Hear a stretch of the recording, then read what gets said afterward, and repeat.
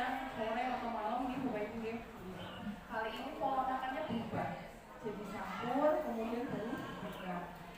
Kurang lebih kalau misalnya puasa itu kira-kira berapa sih Bapak Ibu di Indonesia? 12 jaman. Berarti Bapak Ibu makan hitungin jam puasa gitu. Beda sama yang muda-muda kan suka hitung puasa itu berapa jam.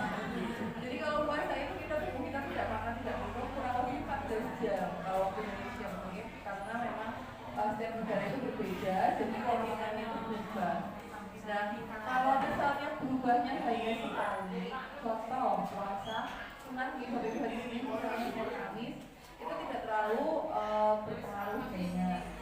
Kalau misalnya puasa Ramadan itu kan 30 hari jadi ada beberapa catatan terhadap kegiatan puasa. Jadi pertama di pola makan tadi bergeser, kemudian pola tidur harus Bapak Ibu kalau misalnya akhirnya yang Bapak Ibu kita sudah sehari ya bangun subuh atau jam 4 sudah bangun. Kalau saat ini sudah berubah kalau misalnya puasa itu kan tidurnya habis terawih nih Bapak Ibu mundur jamnya bangunnya teman-teman di awal terutama ibu mungkin menyiapkan sahur dan lain sebagainya. Itu udah berubah pola tidur kemudian keseimbangan cairan makan ini 24 jam Bapak Ibu bebas mau minum jam berapa aja boleh. Nah kalau yang puasa itu sekarang dibatasi kemudian ada perubahan hormon di Bapak Ibu. Jadi perubahan hormon itu apa dokter kalau puasa? Karena kalau puasa itu kan kita aslinya hormon itu terproduksi terus mau puasa mau tidak. Nah ada hormon-hormon yang pengaruh saat makan. Hormon-hormon itu sudah teratur. Tapi hormon apa bu? Hormon yang produksi asam lambung. Jadi kalau misalnya Bapak Ibu sudah tidak terbiasa puasa pasti ada keluhan kadang-kadang di perutnya kurang nyaman misalnya atau agak perih seperti itu tuh sebenarnya masih dalam tahap normal karena juga perubahan hormon yang mengatur asam lambung yang kalau misalnya dipakai untuk makan pagi, makan siang, jadi kita tidak makan dan minum. Nah dalam waktu perutnya itu agak susah kemudian buat belajar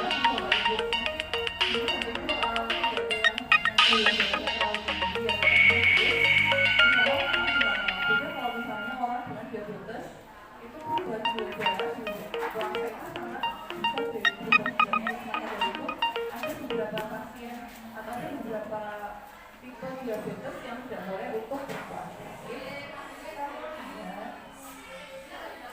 dari sisi agama itu ada buku Anjuran Al-Baqarah ayat 183 yang diwajibkan untuk berpuasa sebelum diwajibkan keterangan imam untuk berpuasa. Atas nama Tuhannya puasa Ramadan itu diwajibkan untuk selain karena komunitas kita harus tahu bagaimana mensiasati puasa dengan sehat. Pertama, Bapak Ibu harus tahu kalau misalnya puasa itu kan otomatis kita tidak makan tidak minum. Padahal makanan dan minuman itu bagaikan bensin untuk kembali. Kalau misalnya tidak ada bensinnya kan agak tidak bisa naik ya gitu. Tapi bedanya di manusia walaupun tidak makan tidak minum dalam 14 jam kita punya cadangan gula Bapak Ibu. Kalau misalnya cadangan gula itu kita disimpan di hati. Kalau misalnya orang-orang mungkin tahunya liver itu kita punya cadangan gula. Nah kalau kita puasa cadangan gula yang di liver itu yang dipecah dari makan minum itu supaya kita tetap bisa bersihkan. Jadi kita nggak tahu nah kalau misalnya sudah terjadi gula yang di hati atau yang di liver nanti kita akan gulanya berubah dan otot.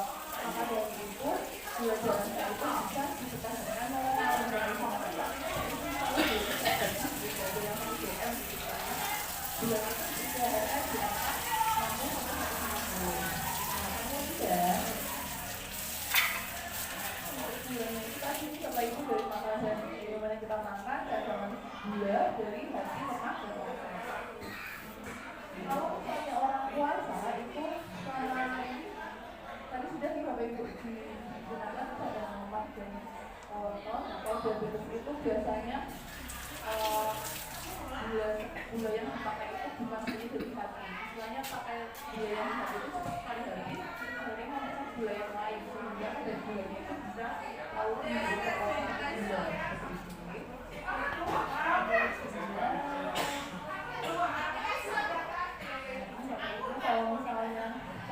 belum Ramadan, jadi bapak ibu yang mau berpuasa di sini kan istilahnya mungkin komodnya di sana jantung harus mulai dulu ada puasa belum puasa dan kapan harus kita puasa. Contohnya bapak ibu, kalau misalnya seperti itu sebaiknya tidak berpuasa. Contohnya bapak ibu yang kadang-kadang punya penyakit jantung, sering kambuh susahnya, kemudian aktivitas ringan saja sudah berat, nah itu biasanya diberikan keringan atau rukhsah untuk tidak berpuasa.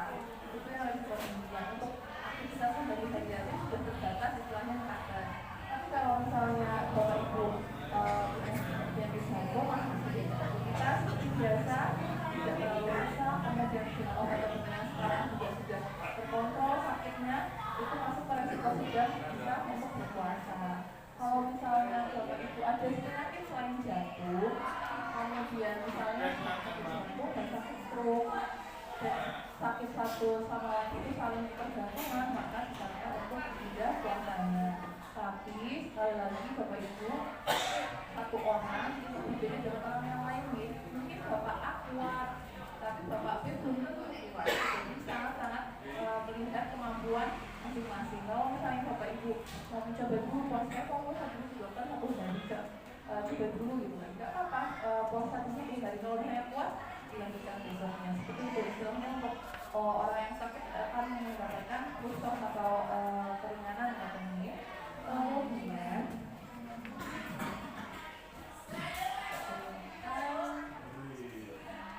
nah, kalau bapak ibu misalnya terlalu lepas, jadi bapak ibu kalau misalnya kadar gula di dalam tubuh itu kalau puasa nih bapak ibu, kalau dari habis sahur, habis subuh kira-kira yang dirasakan tubuh apa bapak ibu? Kalau habis subuh gitu, sahur terus habis subuh ngantuk terus biasanya ngantuk betul, kadang-kadang mesti ngantuk ya. Jadi memang normalnya itu tubuh itu bekerja di jamnya bapak ibu. Kalau misalnya habis subuh kadar gula tubuh itu sedang tinggi untuk dipecah jadi energi, maka dari itu semua kemampuan tubuh itu digunakan untuk memecah energi, jadinya ngantuk. Nah nanti siang tubuh akan beradaptasi seperti biasa, kuat, aktif, turun lagi gulanya bapak ibu, turun lagi gulanya nanti menjelang buka puasa. Jadi kalau saya bapak ibu iseng-iseng cek gula darah itu kalau misalnya paling rendah itu saat menjelang buka puasa. Maka dari itu untuk bapak ibu yang sakit tertentu, gula, jantung, ataupun asma itu disarankan untuk aktivitas berat tidak menjelang berbuka, karena kadar gulanya itu sangat rendah. Jadi bapak ibu kalau dipaksa bekerja berat sebelum buka puasa pasti akan lemes, akan lebih lemas, akan lebih kurang bertenaga. Apa gula terefektifnya untuk bekerja saat puasa atau aktivitas berat? Itu saat pagi atau setelah buka puasa. Itu bapak ibu. Jadi kalau misalnya bapak ibu ada rencana aktivitas yang berat, silahkan ditunda untuk setelah tarawih atau setelah buka puasa. Kemudian aktivitas aktivitas berat tidak disarankan saat berpuasa atau mendekati buka puasa karena meningkatkan risiko gulanya terlalu rendah atau hipok. Bapak ibu ciri-ciri gula terlalu rendah punya bapak ibu itu apa? Gemeteran, lemes, pak. Gemeteran, lemes, agak minyak dingin, atau berminyak kurang. Kalau saya sudah ada tanda-tanda itu puasa, kalau misalnya masih kuat boleh dilanjutkan, tapi kalau tidak kuat mungkin bisa membatalkan puasanya. Tapi sekali lagi bapak ibu untuk orang yang gulanya itu harus dipantau tanda-tanda gulanya terlalu rendah dalam tubuh.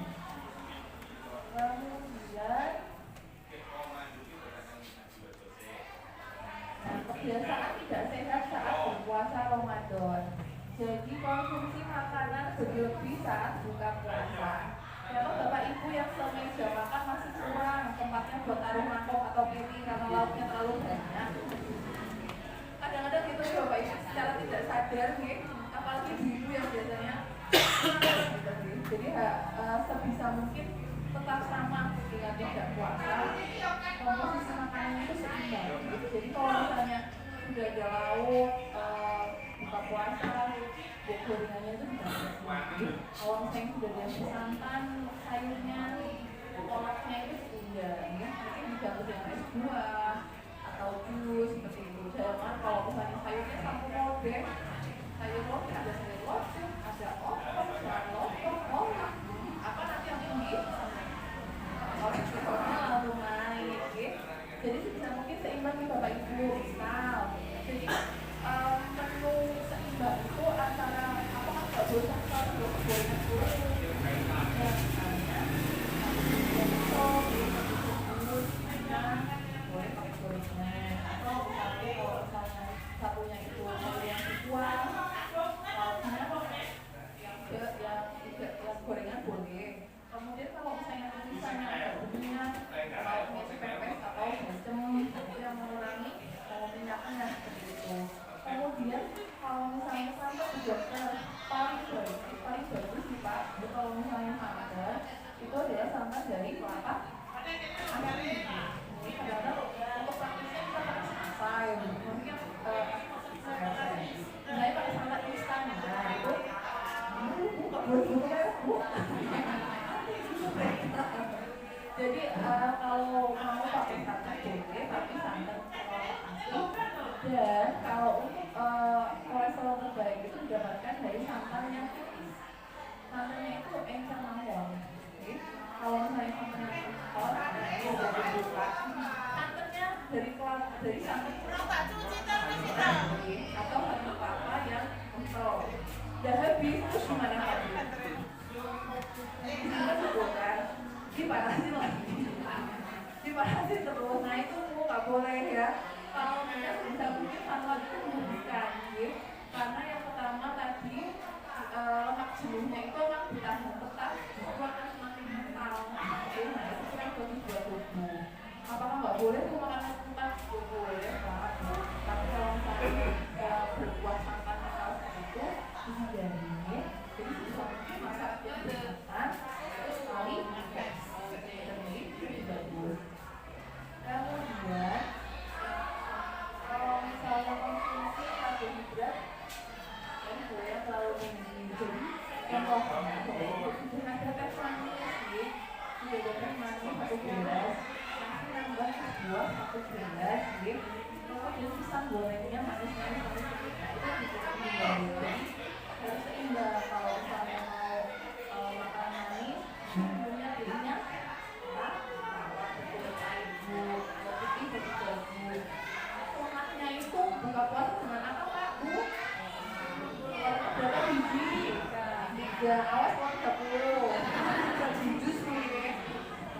Itu kurma 3 biji. Nah itu untuk mengurangi katanya sugar spike itu istilahnya kadar gula darah melonjak.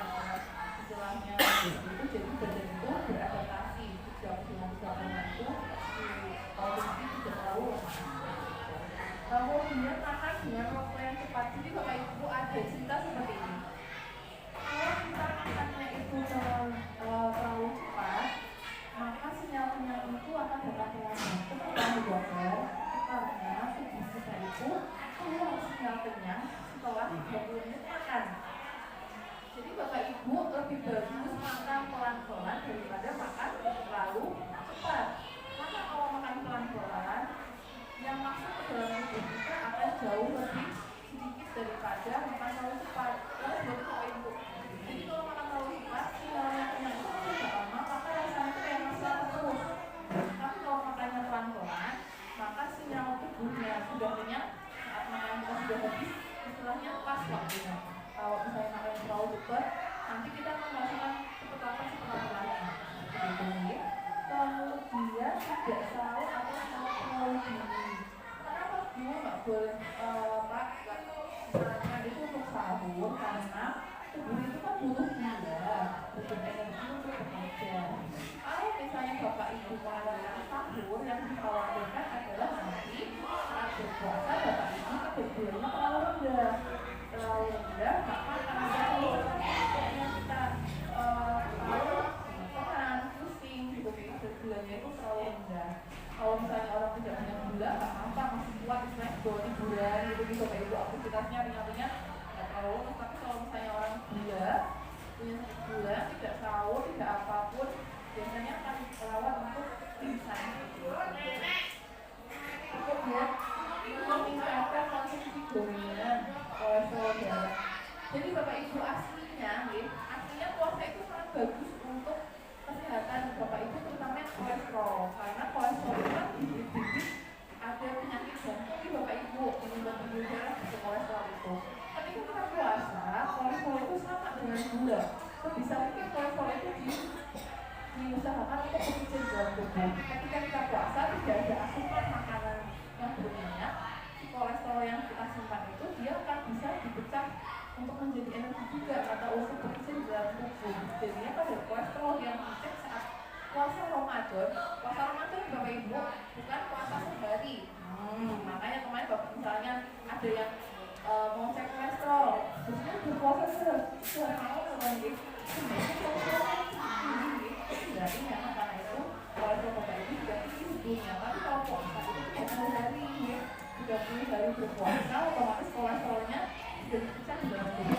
Maka dari itu perlu faktor kalau misalnya Bapak Ibu itu mempertahankan pola makan yang bagus, itu akan berkurang kalau misalnya dengan puasa rutin. Karena tadi kolesterolnya diolah di tubuh. Ya. Kemudian ada lagi kurang tidur dan kurangnya aktivitas. Jadi kalau misalnya Bapak Ibu sebenarnya itu sulit Pak Bu, karena kalau usia di atas 60 tahun Bapak Ibu sering mengalami bosan sudah melihat jam 1 tidak bisa tidur lagi.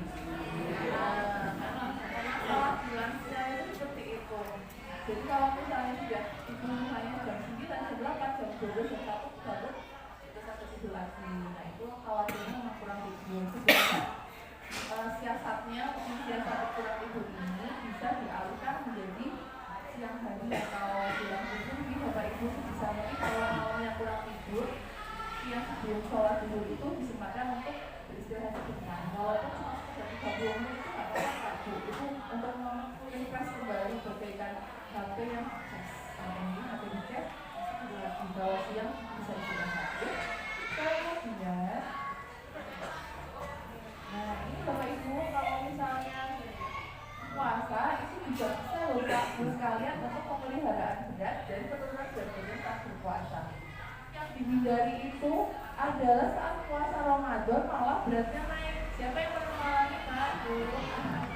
Siapa yang pernah mengalami puasa ya pun 30 hari perasaan saya puasa setelah ditipu malah naik. Padahal sebetulnya paling sehat kalau misalnya kita berpuasa tapi beratnya itu turun. Tapi turunnya juga hati-hati Pak, jangan dipaksa untuk turun. Saya paling targetnya itu seminggu minimal paling batas 0,5 kilo sampai 1 kilo batasnya, batas turun berat badan. Kemudian dia dalam bulan puasa maksimal berat badannya berapa Bu? 4 kilo. Jadi maksimal turunnya 4 kilo. Kalau lebih dari itu hati-hati, jangan-jangan ada sakit yang lain. Tapi kalau misalnya maksimal itu 4 kilo dalam 1 bulan. Kenapa Pak? Penurunan berat badan ini memperbaiki kontrol gula darah dan menurunkan resiko penyakit kardiovaskular atau penyakit jantung. Jadi semakin Bapak Ibu bisa mengontrol berat badan, resiko sakit jantung yang berulang itu akan semakin lebih kecil nih Bapak Ibu. Kemudian harus mempertahankan asupan kalori harian dalam mengontrol berat badan.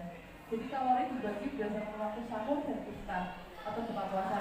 Kadang yang kita lupa, saya buka puasanya yang banyak, sahurnya nanti yang sedikit. Padahal sebaiknya adalah seimbang di Bapak Ibu.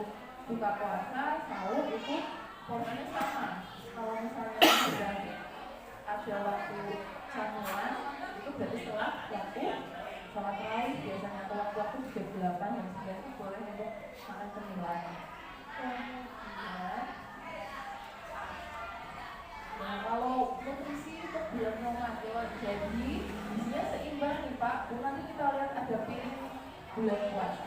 Hindari konsumsi makanan tinggi gula setelah berbuka puasa dan di antara makan. Kenapa? Kalau misalnya kita makan yang tinggi gula, itu biasanya tubuh itu akan seperti yang kaku. Sepertinya padahal makanan yang tinggi gula belum tentu tinggi nutrisi atau belum tentu sehat. Bapak Ibu kalau misalnya sudah makan satu potong roti sudah merasa kenyang belum? Biasanya, oh belum, sama berarti tahu.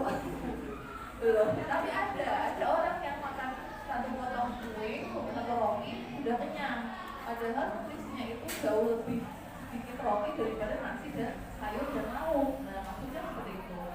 Kemudian kalau misalnya sebisa mungkin konsumsi tinggi serat, Bapak Ibu kalau misalnya pas puasa sembelit atau sisa buah yang besar, bisa jadi yang pertama kurang minum air putih, yang kedua kurang makan serat. Serat dari mana dokter? Paling gampang buah, sayur, kalau misalnya buah-buahan gak usah buah-buahan yang seperti Pak, buah-buahan yang seperti saja, bisa pepaya, itu seadanya juga ngobrol, tapi jangan durian nih Bapak Ibu, pokoknya Bu. Kalau misalnya buah-buahan itu paling bagus dimakan saat apa Pak? Sebelum makan atau sesudah makan? Sebelum makan. Jadi diusahakan makan buahnya itu malah sebelum makan ya. Makan satu gelas untuk pembatalan puasa, ya. Kemudian berbuka di istilahnya batal itu kalau bisa tidak langsung makan nasi berat. Jadi boleh menggunakan takjil, boleh menggunakan buah atau kurma. Makan itu dulu, nanti minum air putih lagi. Jadi pas buka itu minimal 2 gelas. Nanti setelah makan itu minimal 1 gelas, kemudian saat menjelang tarawih itu 1 gelas. Jadi sebisa mungkin sebelum jam 9 itu Bapak Ibu bisa dapat paling banter 5 gelas, oke? 4 atau 5 gelas. Terus?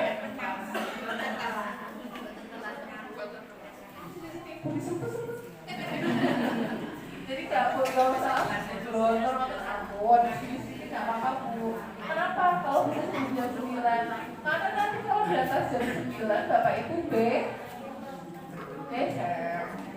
nanti malamnya terganggu. Kalau pas sahur bangun tidur minum 1 gelas, kemudian mempersiapkan sahur, habis itu sebelum makan sahur 1 gelas, sesudah makan sahur 1 gelas. Jadi sebisa mungkin sehari minimal 8 gelas, atau 2 liter. Kemudian pemilihan snack yang sehat, konsumsi makanan dengan gizi seimbang sangat sahur. Boleh makanan dihangatkan, boleh di Bapak Ibu, tapi itu tadi hati-hati sama santan. Kemudian metode piring Ramadan. Nah ini contohnya nih Bapak Ibu, siapa yang makannya nasinya paling banyak malah sayur lauknya sedikit?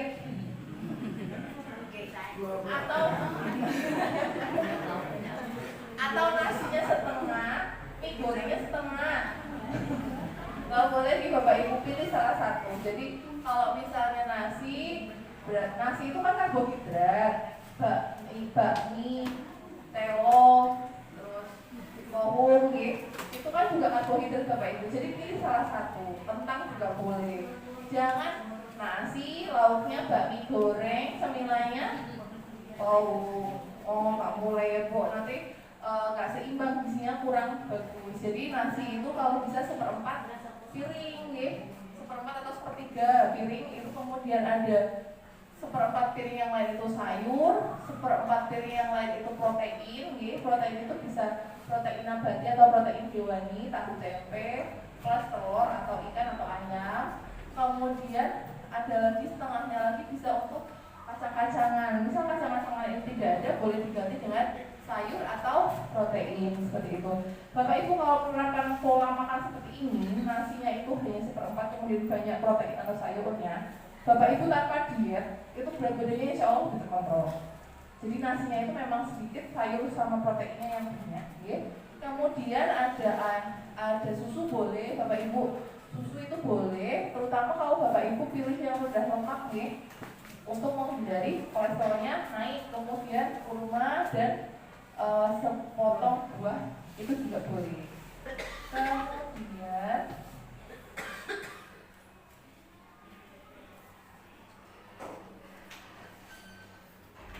kalau misalnya pengobatan nih Bapak Ibu, jadi misal Bapak Ibu sisinya apakah ada yang obatnya sehari 3 kali?